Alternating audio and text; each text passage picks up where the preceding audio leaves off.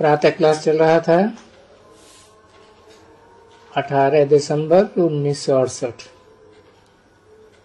बुधवार को 30वें पेज के मध्य आधे में बात चल रही थी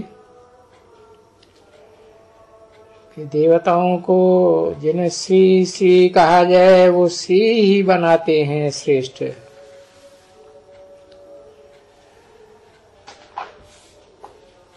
ये तो बच्चों ने समझा, वो है श्रेष्ठ ते श्रेष्ठ।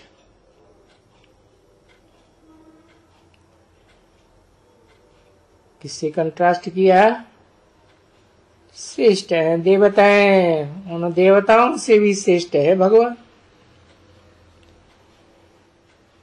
क्योंकि जो श्रेष्ठ देवताएं हैं उनको वो श्रेष्ठ देवता बनाने वाला है भगवान। तो फिर उनको कहेंगे ना श्री श्री डबल सी, उनको सिर्फ श्री नहीं कहेंगे कि भाई सिंगल सी है, नहीं। अब श्री तो देखो, ये लोग भी ऐसे श्री श्री 108। अभी जैसे बाप कहते हैं मैं बैठ करके तुमको ये माल्या बनाता हूं, ऐसा माला रूपी संगठन बनाता हूं। तो उन्होंने अपने ऊपर नाम रख दिया है कि श्री श्री 108 श्रेष्ठ आत्माओं की माला रूपी संगठन बनाने वाले हम हैं। तो ये सब बातें समझाएंगे ना। और तुम ये सब समझा सकते हो, उसमें भी जब ये कॉन्फ्रेंस होगी तो कॉन्फ्रेंस के लिए तुमको समझाना है, और तुम तो निमित्त ही बने हुए हो समझाने के लिए।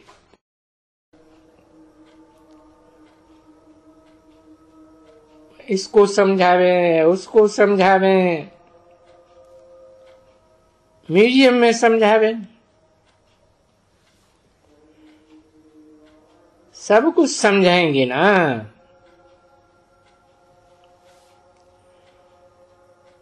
तो उनको तो ये समझाएंगे ना बरोबर।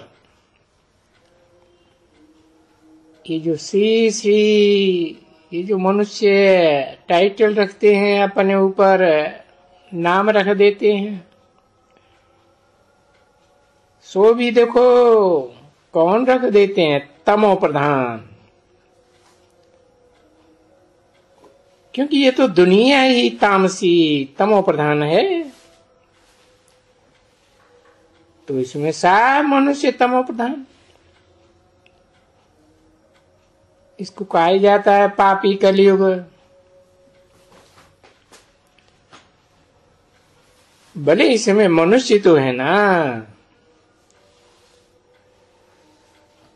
भले इनको बाबा कहो, पंडित कहो, महंत कहो, कुछ भी कहो, पर हैं तो मनुष्य ना, चंचल बुद्धि मन वाले। भले इनको बाबा कहो। अभी मनुष्य अपन को श्री श्री तो देखो श्री श्री है बाबा, और श्रेष्ठ देवताएं बनाते हैं। नहीं तो मनुष्य को तो श्री श्री नहीं कहेंगे। अरे डबल श्री की बात छोड़ो, श्री सिंगल श्री भी नहीं कहेंगे। तो श्री श्री भी नहीं कहेंगे, श्री कहते हो देवताओं को, श्री रामचंद्र, श्री नारायण, श्री लक्ष्मी। ये अभी जो भी श्री श्री नाम दे दिया है बंदरों का, तो ये तो समझ में तो आता है ना। ये टाइटल बंदरों को दे दिया है, और बाप तो बेहद का तुम बच्चों को श्री बनाते हैं। ये मनुष्य तो किसी को श्रेष्ठ नहीं बना सकते ना, तो उनको तो जा करके पढ़ाई पढ़ करके वो टाइटल ले आते हैं बनारस से। तुमको वास्तव में श्री श्री जो बाप है वो ही श्री बनाए रहे हैं, अर्थात श्रेष्ठ बनाए रहे हैं। क्योंकि ये बातें तो प्रैक्टिकल में है ना, वो तो सिर्फ टाइटल धराए देते हैं, बनाते तो नहीं है श्रेष्ठ है। देखते हो सारी दुनिया नीचे गिरती जा रही है, तो वो तो उनकी सिर्फ मात्र थ्योरिटिकल है, सभी बातें थ्योरी, कोई भी श्री तो है ही नहीं। क्यों? क्योंकि ये सारी दुनिया ही भ्रष्टाचारियों की है। ये पतित दुनिया है ना, और वो खुद भी तो पतित पावन आओ ऐसे कीर्तन करते रहते हैं ना, ताली बजाते रहते हैं, तो पतित हुए ना। अब पतित को वरी श्री कैसे कहेंगे? तो ये कहा जाता है ना, ये अंधेर नगरी है, और ये अंधेर नगरी है, घोर अंधेरा है ना। इस सारी दुनिया में घोर अंधेरा है, तो उसको क्या कहेंगे? सारी अंधेर नगरी। अभी राजा बाजा तो कुछ होता ही नहीं है। अब बिगड़ ज्ञान कोई राजा भी कैसे बने, समझे ना। ज्ञान बिगड़ है, मनुष्य बिल्कुल चटबट, बिल्कुल मतवाला, चरिया, मैटचैप।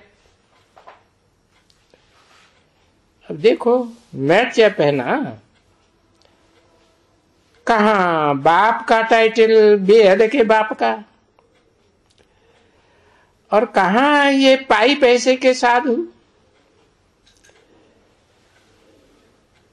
जो अपन को इतना बाप जैसा यानी तमो प्रधान भ्रष्टाचारी है ना।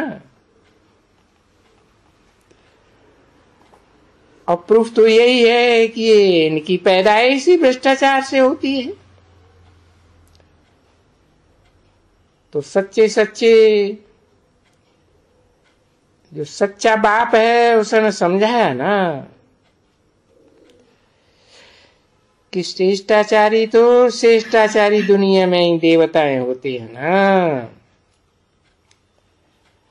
तो वो तो महान आत्माएं हैं। और यहाँ इस पापी कलयुगी दुनिया में महान आत्माएं कहां से आई, जबकि सभी तमो प्रधान दुनिया है। क्योंकि जब अन्य दुनिया में सतो प्रधान है तो वहां कोई तमो प्रधान नहीं रह सकता, कभी भी होता ही नहीं तमो प्रधान कोई। जब सतो है तो सतो ही रहेंगे, और जब रजो दुनिया है तो रजो प्रधान ही रहेंगे, रजो रहेंगे। रजो प्रधान दुनिया में कोई तमो नहीं कहेंगे, न रहेंगे। ऐसे तो होता नहीं है ना। ये जो वर्ण भी गाए जाते हैं बहुत अच्छी तरह से, ब्राह्मण, देवता, क्षत्रिय, वैश्य, शूद्र। सो देखो, तुम अभी अपने ऊपर जाओ तो देखेंगे कि हम कुछ भी नहीं समझते थे, बिल्कुल नहीं समझते थे। और ये बाप ही आकर के कहते हैं, जो बेहद का बड़ा बाबा है, इससे बड़ा बाबा तो और कोई होता भी नहीं दुनिया में, बेहद का बाबा। देखो, बेहद का है तब तो सबको बैठ करके सबका सदगति दाता है ना। तो देखो, तुम कितने बच्चे समझदार थे, कितना तुमको हमने समझदार बनाया है, और कितना तुमको नई दुनिया में धनवान बनाया है। वो जो कहा जाता है ना, शिव बाबा का भंडारा भरपूर, काल कंटक दूर। अभी शिव बाबा का भंडारा कौन सा है तुम बताओ? तो किसी ने कहा ये ज्ञान रतन। हाँ, ये ज्ञान रतन का भंडारा कहा जाता है। ये जो बाबा कभी कभी कहते हैं ना, अरे भाई शिव का भंडारा भरपूर, काल कंटक दूर। हाँ, शिव बाबा के पास जो ज्ञान रतन है, ये जो बैठ करके सिखलाते हैं बच्ची, बस वो सागर की तरह भरपूर है ना। तो सागर ही है, ज्ञान का सागर एकदम। 18/12/1968 की प्रातः क्लास का चौथा पेज। अब सागर से बड़ा तो जास्ती कोई है ही नहीं ना दुनिया में, और ये तो ज्ञान का सागर है, ज्ञान रतनों का सागर है। तो शिव बाबा को कहेंगे ना, ज्ञान रतनों का भंडारा जिसका भरपूर।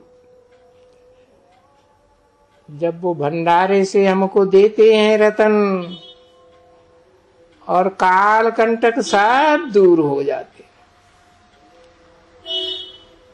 वहां नई दुनिया में काल तो किसी को खा ही नहीं सकते हैं, इसलिए गाया जाता है काल कंटक दूर। और कांटों का भी सवाल नहीं, दुखदाई कांटे वहां कोई होते ही नहीं। तो ये तो बच्चे अभी समझ गए हैं अच्छी तरह से, बुद्धि जानी चाहिए बच्चों की बेहद में एकदम। वो ये सभी आत्माएं, बस ये कितनी आत्माएं होंगी? अभी भाई कहेंगे 500 करोड़ आत्मा, और वो सभी मनुष्य आत्माएं अपने अपने तख्त पर विराजमान हैं, भिन्न भिन्न रूप से। तो ये नाटक हो गया ना, और ये बहुत बड़ा बड़ा बेहद का नाटक हो गया।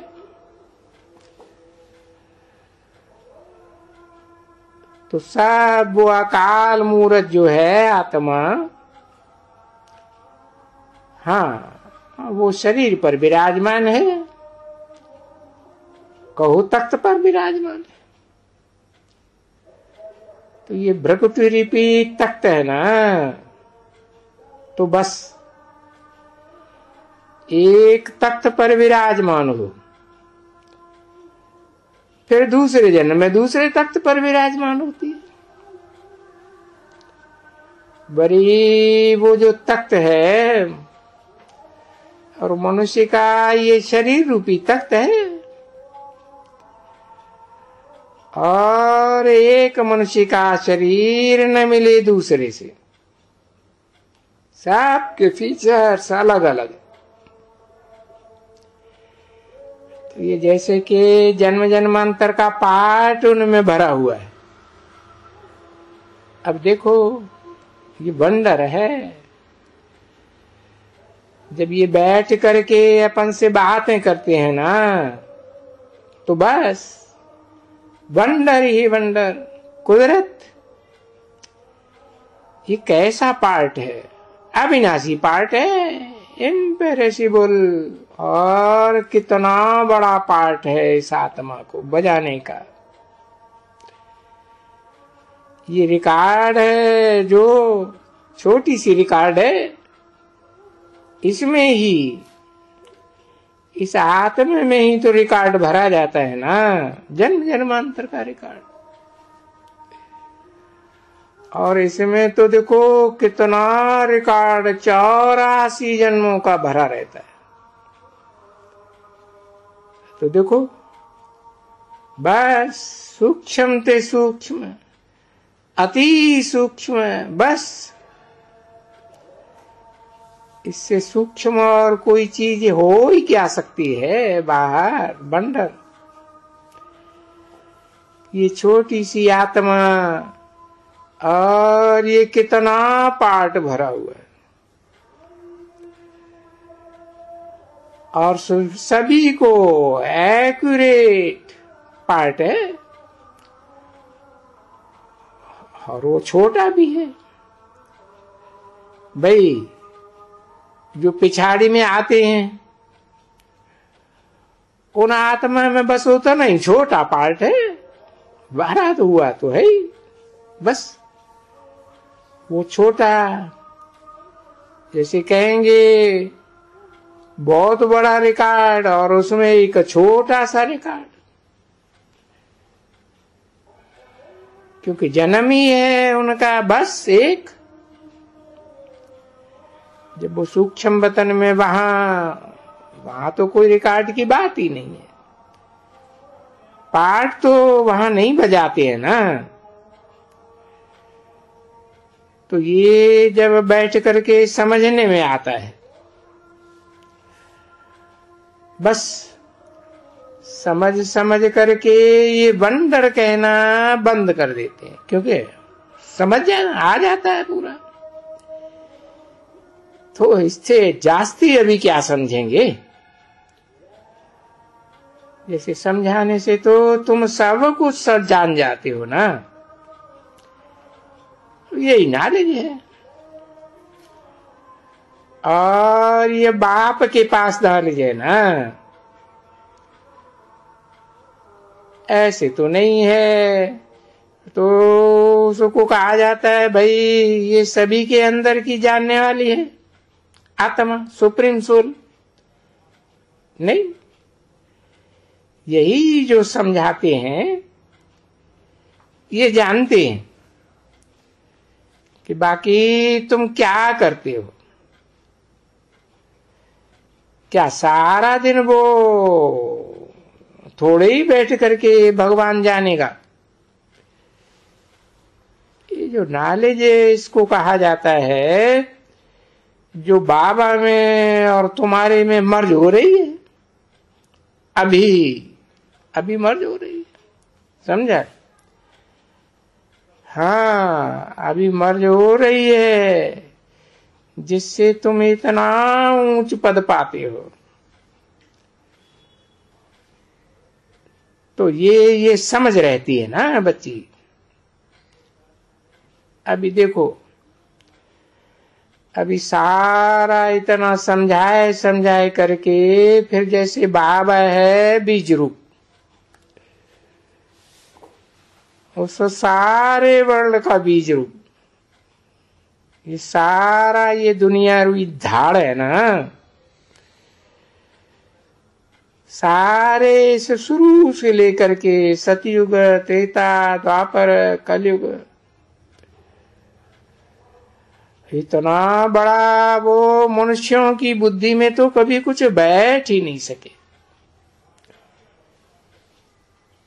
क्यों नहीं बैठ सकता? क्योंकि सृष्टि की आयु ही लाखों वर्ष दे दी है, तो उसमें तो कुछ आ ही नहीं सकता है कुछ किसी की बुद्धि में। कि जब ये संगम युग हुआ है तभी तुमको ये ज्ञान मिल रहा है, क्योंकि संगम युग पर ये जानने से तुम सब कुछ जान जाते हो, और शुरू से लेकर के अंत तक सब कुछ जान जाते हो। इसके आगे तुम कलयुग में थे ना, हाँ, कुछ भी नहीं जानते थे, बिल्कुल घोर कलयुग। अभी तुम जब संगम युग पर हो और बाप ने आकर के समझाया तुम संगम युग पर हो, तो तुमको वो शुरू से लेकर के अंत तक, अभी अंत तक भी तुम्हारा जन्म है ना, ये शूद्र का भी जन्म, ये अंत का, उसको शूद्र ही कहें, अंत का जन्म। क्योंकि तुम ब्राह्मण जब ही पूरा बन जाएंगे, संपूर्ण ब्राह्मण बन जाएंगे, तो फिर कहेंगे हाँ ये पूरा ब्राह्मण है। अभी तो आधा उगदी है ना, हाफ कास्ट ब्राह्मण। अभी तो ऐसे भी है कि ब्राह्मण बन फिर शूद्र बन जाते हैं, जट बन जाते, और अच्छे अच्छे भी ब्राह्मण से शूद्र बन जाते हैं। बहुत अच्छे अच्छे बच्चों को ऐसे ही कहेंगे, क्योंकि हार खाते हैं। ओम शांति।